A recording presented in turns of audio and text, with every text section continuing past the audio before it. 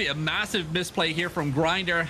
King Trixel, though, with the Hand of Justice, whiffs the engagement, and Grinder could scurry out of this scot-free as the defensives come down here on the choke point. Health bar starting to fall, but Grinder holding on. They haven't lost anyone. They were in the... Amazing plays there from Grinder. Yeah, I mean, that was a very sticky situation to be in. You see a lot of... You're pretty much on your knees at that point. But hey, they got out of it scot-free, and they return with a deletion onto Woof Woof at the gates of Sunfang Approach, and 1408 starting to come in on the northeastern side as well. Yeah, we do have a bit of a split here, as it looks like this might be...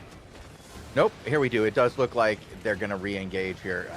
Anki may be AFK or something. I don't know. He's been sitting here a very long time. Makes me wonder if this is a friendly fight and they're just coordinating. And I'm going to go with that, actually.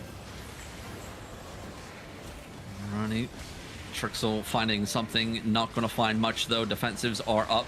Counter punch, though, coming in. Not going to find anything. 1408 are actually the ones to secure a kill there on the return. Bomb squad on the south side, not going to find anything. Wailing bows there, a little bit mishmashed on their angle of attack. 3 minutes to go until we're at the top of the hour, and the primetime window closes here for 1800 UTC.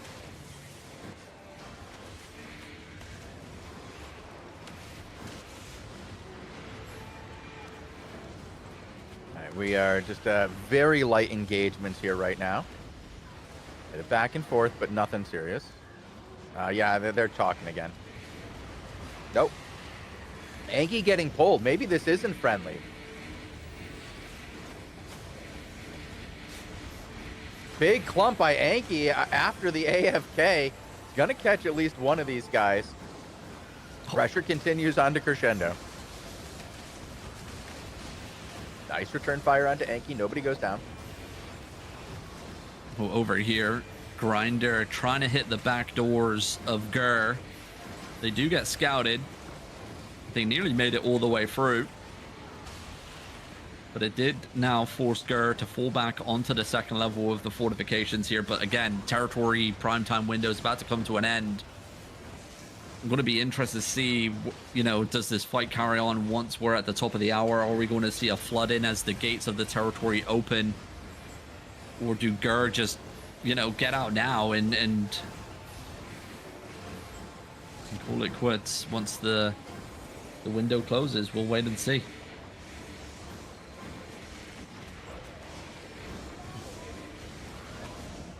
Another engagement here from the south by Crescendo. Gonna get stopped in its tracks by Diaz. Diaz does a good job.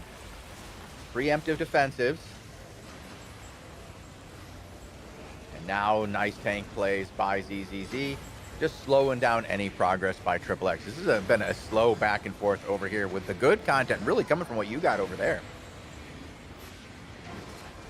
Well, Trixel over here trying to do what he did before. D-tanks, though, for 1408. Wide awake, stopping the flood, at least for now. 1408, though, stacked to the high heavens, and they are falling this time around as Woof Woof get a nice little clump in deletion. Is it going to be enough, though? Can they keep up this momentum? Alliance members for Gur also securing kills as the kill feed is all in Gur's favor here. Trixo noticing getting wrapped on the northwestern side. D-tank stopping on the choke point, but defensive root bound is down, along with the knockbacks from the bedrock maces will stop the flood here from Trixel, but Gur are now on the warpath. They are marching forward. Can 1408 stop the flood here?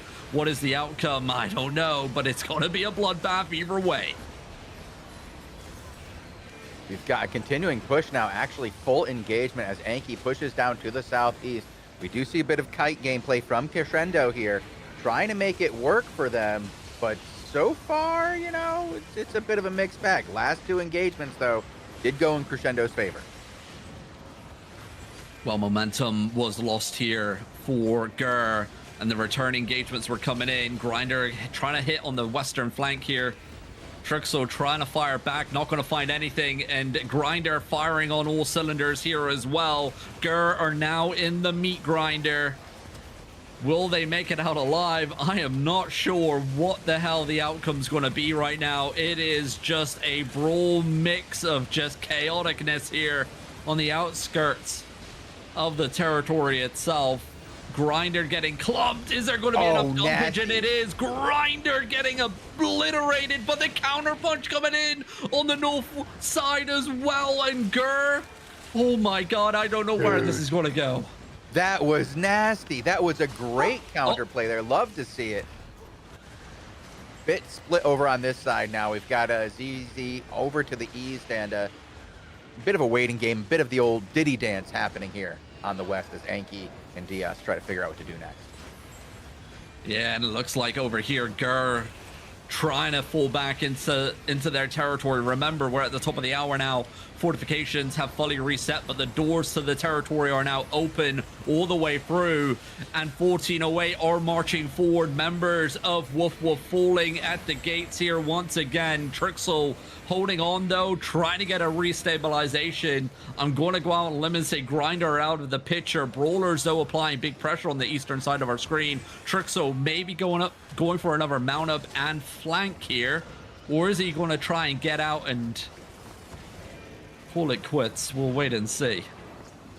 Well, we are back to a little bit of a push by Crescendo, but I imagine that they're just going to try to engage these guys and then fall back and get these guys to fall into their kite.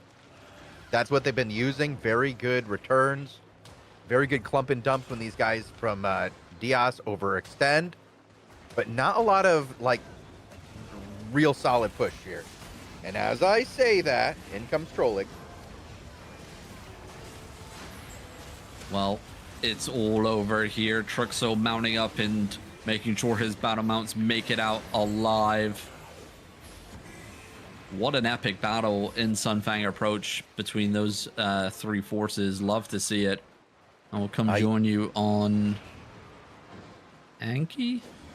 On Anki. Bogle, you might need to retrack him. I lost him for a moment.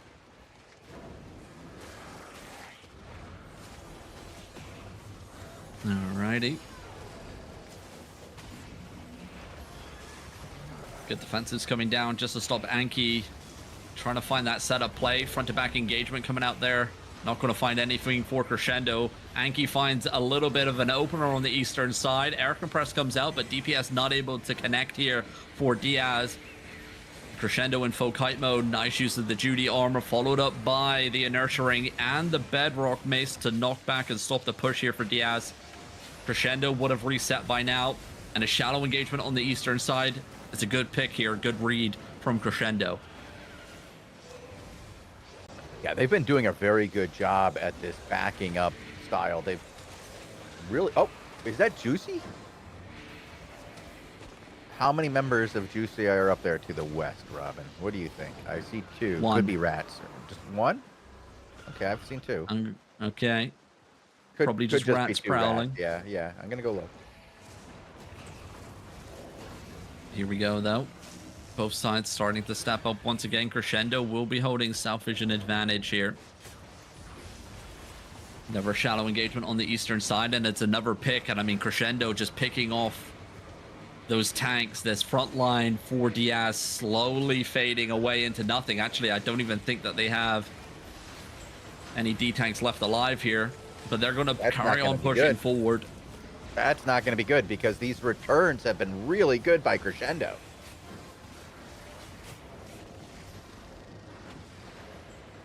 Only 4 members of Juicy out there, so definitely Rat and Robin, definitely Rat. Yeah, I can see there on that member that just rode by. He was on an assassin jacket, so it could be an invis bomber. He did have, from what I could see there, a royal hood on as well, judging from what he was wearing. Psy Monk on the northeast, so maybe a little bit of an invis solo bomber or something. Just trying to cause a ruckus. We've seen it. It's totally possible. I've always said that the best rats are the ones that cause some damage. Yep. I know how much you hate that. Any rat of any kind. Yep. The crescendo mounted now. Not sure if this fight will be disengaging. OC has running out. Okay, yeah, so that makes sense. It got called out in local chat. GG's following up as well. So some good plays here, some good action all around here. On the European War Report. It's not over yet, though, for Albion TV. We'll be back in a couple minutes' time after the ad break with the AO Daily Show, going over all the latest news, events, and ongoings in the world of Albion Online. We'll have some premium codes to give away as well to you guys, the audience, and we'll let you know how to enter into said giveaway once the show starts. So do stick around. But until then, thank you guys for watching, and wherever you are in the world, have a glorious morning, afternoon, or evening, everybody. Adios. See you soon.